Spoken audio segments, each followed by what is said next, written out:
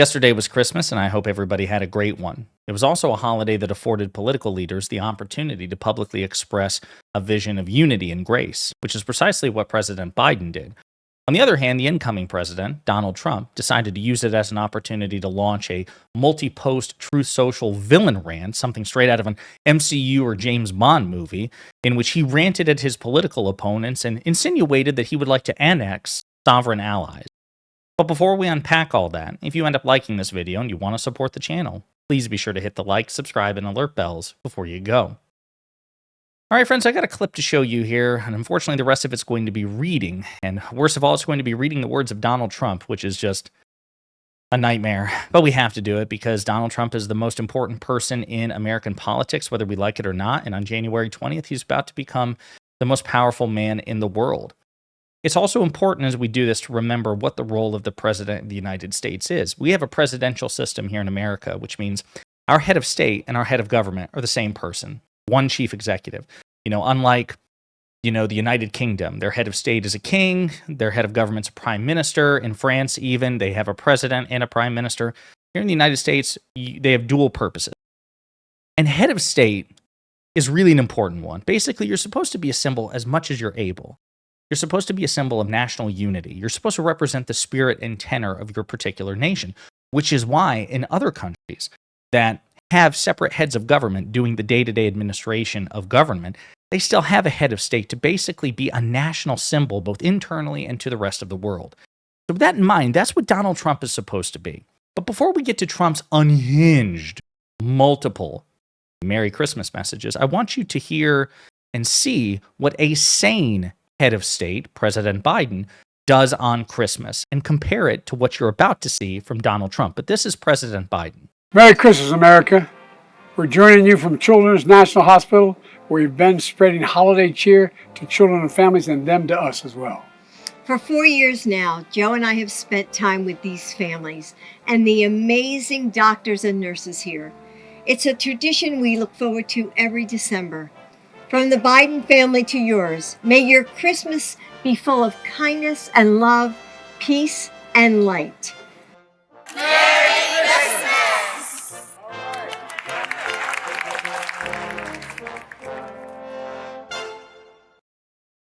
Again, that's what a sane head of state does. That's a Democrat there. He's a partisan, but you know what? Christmas, that's if at any time we're supposed to set partisanship aside, this is a real opportunity to do so, okay? President Biden also tweeted out, for the last time as your president, it's my honor to wish all of America, a very Merry Christmas. Very magnanimous, very gracious. He's not just saying liberals. He's not just saying progressives. He's not just saying Democrats. He's saying everybody, including Donald Trump, by the way. Merry Christmas. My hope for our nation, today and always, as we continue to seek the light of liberty and love, kindness and compassion, dignity and decency. May God bless you all.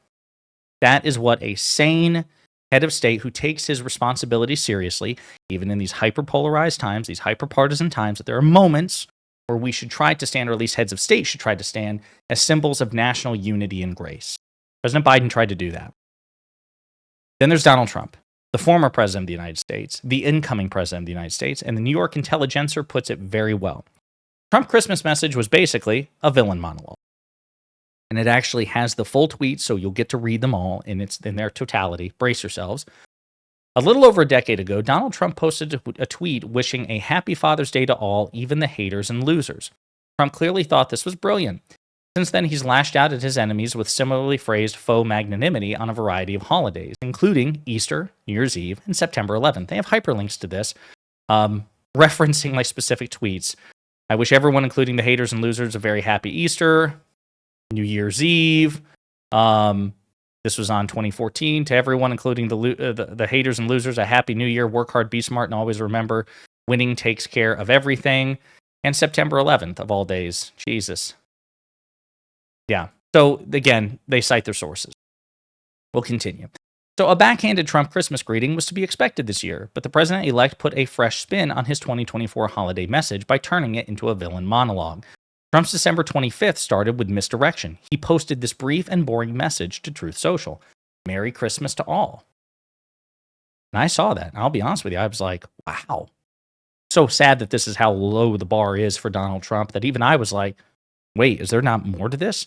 What happened to the losers and the haters? Is he just saying Merry Christmas to all? Now, by the way, if that were the end of the story, that doesn't redeem Donald Trump. He is still an authoritarian. He's still a fascist. He is still a malignant narcissist.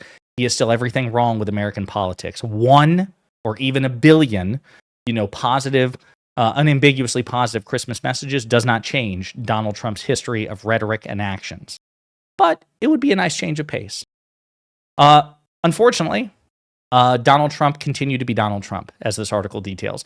But rather than signing off from Truth Social and focusing on spending a Merry Christmas with his loved ones, Trump posted and reposted an astounding 40 messages over the next 9 hours. He gloated about how he'd outsmarted multiple foes, including George Stephanopoulos from ABC, President Biden, and former President Barack Obama. When you see the guy who said you'll never be president at your inauguration, that's Trump smiling at Obama back in 2017. He promoted some henchmen, talking about, his latest ambassadorial promotion. He bragged about how he's made sports hero Wayne Gretzky see the power of the dark side. Wayne Gretzky, a former Canadian hockey celebrity. But this is the big part. Finally, Trump delivered his too-long monologue in which he needlessly revealed the full extent of his dastardly plan. Sorry, almost said disasterly. Both. Oh, here we go. Brace yourselves. And this is just the first post. Merry Christmas to all, including to the wonderful soldiers of China who are lovingly but illegally operating the Panama Canal, where we lost 38,000 people in its building 110 years ago, always making certain that the United States puts billions of dollars in repair money but will have absolutely nothing to say about anything. Also, to Governor Justin Trudeau of Canada, whose citizens' taxes are far too high, but if Canada was to become our 51st state, their taxes would be cut by more than 60%, their businesses would immediately double in size, and they would be militarily protected like no other country anywhere in the world. I should point out, Trudeau is Prime Minister of Canada. Trump, not for the first time, has mockingly referred to Trudeau as governor because he has repeatedly insinuated that he either wants to buy Canada or militarily annex Canada into becoming our 51st state. So, again, insulting one of our top 3 biggest trading partners, not for the first time. I digress. Likewise to the people of Greenland, which is needed by the United States for national security purposes and who wanted the U.S. to be there, and we will, alluding to his references to wanting to either buy Greenland or annex Greenland into becoming the 52nd state. Page 2. Jeez. Merry Christmas to the radical left lunatics who are constantly trying to obstruct our court system and our elections and are always going after the great citizens and patriots of the United States, but in particular, their political opponent, me. They know that their only chance of survival is getting pardons from a man who has absolutely no idea what he's doing. What does that mean? What do you mean their only chance of survival? Who are the radical left lunatics, and what do you mean you're going to kill them?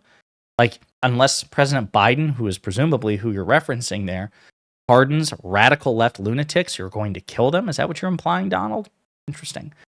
Also, to the 37 most violent criminals who killed, raped, and plundered like virtually no other before them, but were given, incredibly, a pardon by sleepy Joe Biden. I refuse to wish a Merry Christmas to those lucky souls, but instead say, go to hell. We had the greatest election in the history of our country, a bright light now shining over the USA, and in 26 days we will make America great again. Merry Christmas. To go without saying that President Biden gave commutations to those who were on federal death row. He commuted their sentence from death row, from the death penalty, to life in prison without parole. So to be clear, there were no pardons. Trump just lied. Or, to be fair to Donald Trump's, to Elon Musk's chief lackey, Donald Trump, he either lied when he said that there was a pardon, or, to be fair to him, he's also really stupid and he might not understand the difference between a pardon and a commutation. He's either really dishonest or really stupid, one of the two, but also perhaps both. Trump is an overachiever in these respects. These people were not pardoned. They were given life without parole because Biden is a Catholic, he's a practicing Catholic, and he's opposed to the death penalty. These people are not walking the streets of society. They will die in prison. They're just not going to be executed by the state. So, important distinction worth noting. The 2-page tirade does differ a little from the classic villain speech. Trump isn't threatening to take over the world, just the Panama Canal, Canada, and Greenland so far. And as Backstage noted, a truly excellent bad guy monologue persuades the audience, even only slightly, that the villain's course of action makes sense and that their nefarious deeds have cause. Trump's deeper motives, as well as the decision to put anything in quotation marks and capitalize the word taxes, aren't immediately apparent. Moreover, this is missing a moment in which Trump explains, we're not so different, you and I. Unless you spent the holidays screaming at people about the countries you're going to invade now you've vanquished all your enemies, it's probably hard to relate to Trump's Christmas message. Yeah. So again, going back to what I said earlier, a responsible head of state recognizes that they have a symbolic purpose. You are the national leader, right? Think about it. The president of the United States. That's the one national office that people in all 50 states directly elect. I shouldn't even say directly elect because we have an electoral college, but there is participation from eligible voters in all 50 states to elect the president of the United States. That is the singular office, and that's part of, the president ideally is supposed to represent as many Americans as possible. Again, very hard given our political times, right? But Trump doesn't even gesture in that direction. He doesn't even make overtures, right? He doesn't say, hey, listen, yes, I'm a proud Republican. Yes, I'm a proud Democrat. Yes, I believe in this, this, and this. But I recognize I have a responsibility as much as I'm able to serve as many people as possible, including the people who didn't vote for me, including the people who don't like me. Biden and Obama and Clinton, hell, even George W. Bush, Ronald Reagan, they understood that. They got that. Donald Trump doesn't even bother. He's never bothered. But he just cares even less about pretending now. And New York Times, they did something interesting. In response to Trump's unhinged messages, they did an analysis of previous U.S. presidential holiday messages. Go to hell, the light of freedom, and other ways to send presidential Christmas messages. And they go through examples, I think, FDR, President Franklin Delano Roosevelt, we set our faith in human love. President Coolidge, the great sacrifice in defense of our ideals. President Nixon, even. The spirit of Christmas is not measured by the number of lights on a tree. President Reagan, the light of freedom is not going to be extinguished. President Obama, it's the spirit that binds us together. President Biden, really look at each other not as Republicans or Democrats.